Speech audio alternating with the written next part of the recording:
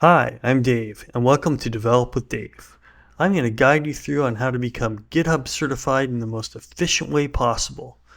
I obtained my certification just a few weeks ago, and if you follow my steps, you'll get yours even faster. Follow my steps, follow my tips, and you'll be certified in record time. We'll first go through the reasons why you should get GitHub Copilot certified. Then I will show you the 5 steps that will get you the certification. And finally, I'll conclude with a few essential tips for ensuring success on the exam. Part 1. Why get certified in GitHub Copilot? Developing software today with AI tools is no longer just a nice to have. It's fast becoming essential.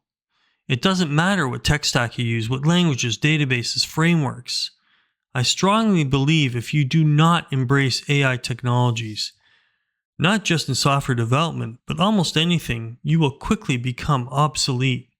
Software development is where this is all happening first and fast, perhaps because it's developers that are creating these tools and technologies. When it comes to proving technical skills, certifications are great, but nothing beats real-world experience. However, in this case, where technology is fairly new, certification can go that extra mile. No one has 5 years of experience in this space. Now is the perfect time to get certified in GitHub Copilot. The first thing you're going to want to do for step 1 is come to the main hub for the GitHub Copilot certification. Now don't worry, you'll see below I'm adding all the links in to get to all the pages I'm recommending you go to for the certification. Now, scroll right down to the bottom, okay? And the first thing you're going to want to do for step 1 is click on the study guide. You're going to want to review this page carefully. Make sure you fully understand the certification and that it's a fit for you. Generally speaking, if you're going to be using GitHub Copilot in any manner, this certification will benefit you greatly. It does mention in the guide that you do need to be proficient, which is true, but don't worry if you're not proficient right now, or if you do have some skill already developed in this area. My 5 steps are going to get you there. Now take a few minutes to go through and carefully read through all of these requirements and all the skills being measured, and take special note of the second domain, which is the Copilot plans and features, because this one accounts for 31% weight of the exam.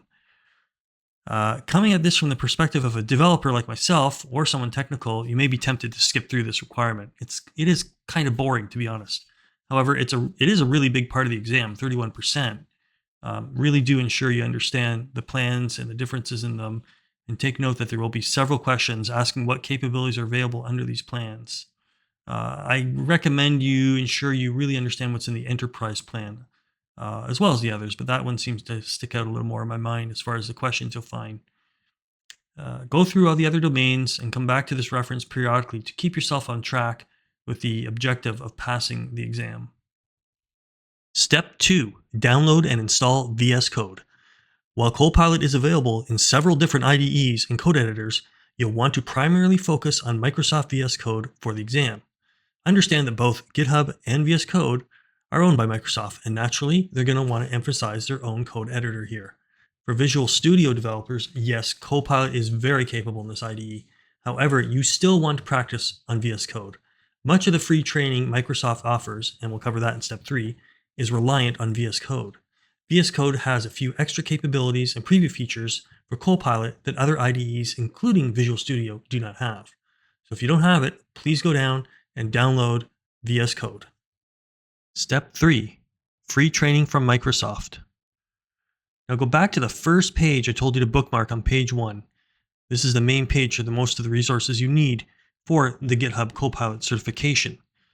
Now scroll down just a bit here, and you'll come to the GitHub Copilot Fundamentals Part 1 of 2 and Part 2 of 2.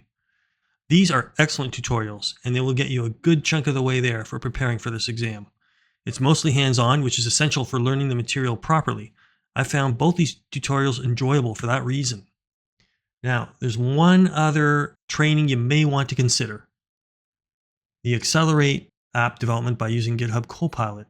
This is another excellent free course from Microsoft. It's approximately about 4 hours plus.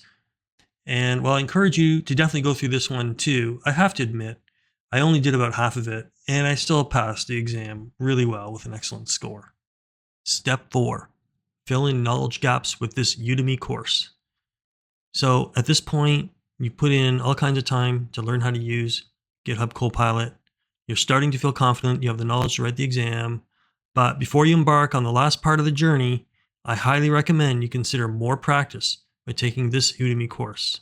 This course has questions that closely resemble the exam. However, it is not a brain dump, and memorizing without really understanding the material is certainly the path to failure and disappointment. The way I used this course was to go through each practice set one at a time. You'll see that there's 6 question sets available right now. Answer all the questions exactly as you would on the exam and take the time to review each question and answer. Then, what I did was the answers I got right and felt confident on, I just scratch off and move on.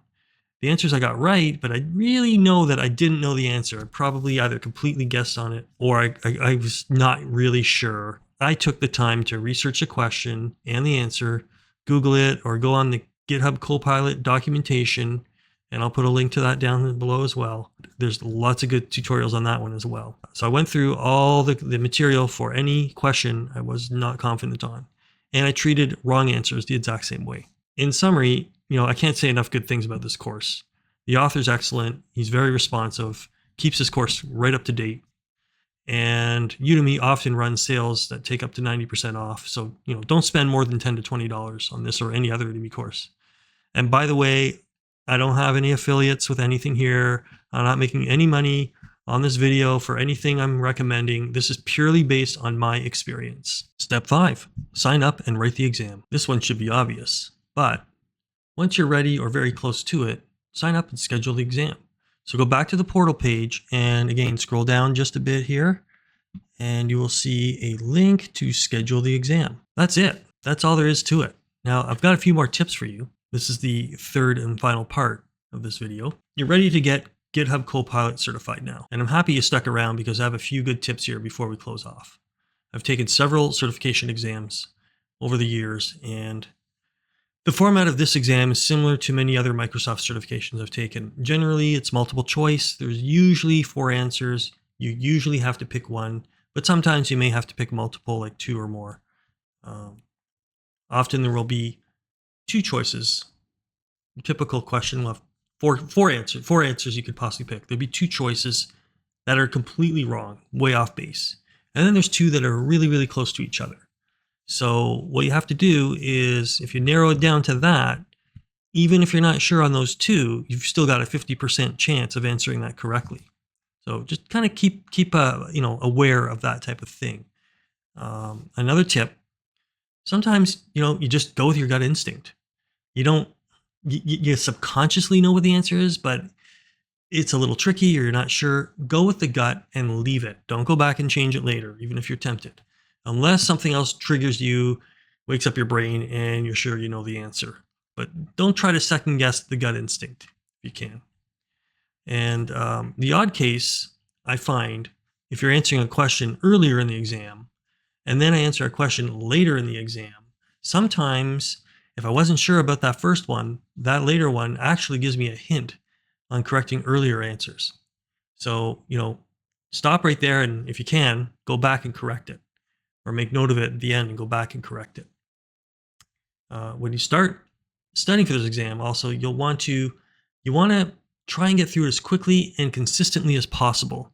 I made the mistake on this one of taking a break. I took a vacation in the middle of preparing for the exam. I was gone for about a week and a half. And then I came back and it took me a little time to get back into it. And this caused me to go back over things that had creeped out of my brain, and it slowed down my overall progress. I'm not saying that you have to cram for this. And of course, we all have our own methods that work for us individually. Use what works for you and try not to let anything get in the way. Just try to keep a good pace and keep going. And make sure you have time to take this on before you start it. Plan it out and try to be efficient. So thanks for watching this. Please leave comments. Let me know what you think. Let me know if this helped you pass. And put in comments any advice you might have of your own. Please hit the like button and please subscribe to my channel. I'm just starting out here. I got big plans to help out all of my fellow developers and IT professionals or even hobbyists. I really hope you do well on this exam. You deserve to be recognized and be proud of your achievements, and this will be a great one to have. All the best of luck.